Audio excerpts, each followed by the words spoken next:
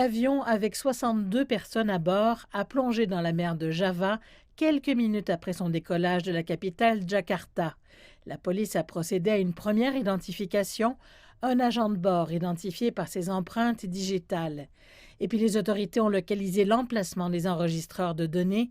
Jusqu'à présent, les recherches ont récupéré des pièces d'avion et des restes humains, mais aucune trace de survivants.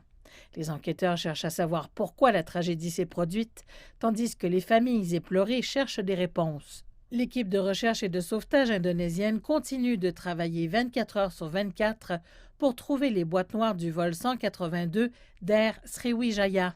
Le malheureux vol s'est écrasé dans les eaux des Mille-Îles près de Jakarta, 4 minutes seulement après son décollage. Lundi, les autorités indonésiennes ont déclaré avoir élargi la zone et déployé plus de bateaux pour accélérer les opérations de recherche. En mer, là où nous avons mené hier des opérations, nous nous sommes concentrés sur des zones étroites, mais cela augmentera probablement. Les actifs impliqués hier comptaient une trentaine de navires.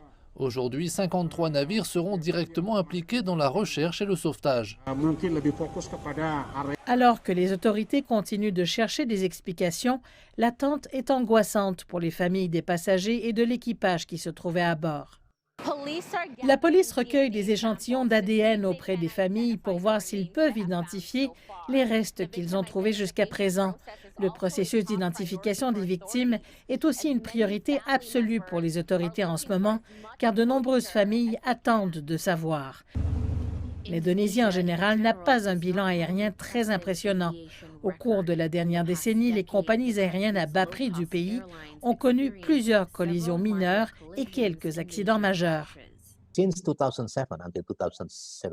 De 2007 à 2017, les autorités aéronautiques indonésiennes ont été déclassées par l'autorité aéronautique des États-Unis.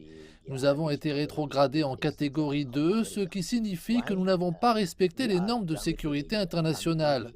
Nous n'avons pas suffisamment d'expertise dans l'aviation, mais aussi dans l'éducation et la formation. Nous n'avons pas assez d'instituts pour diriger correctement l'industrie aéronautique.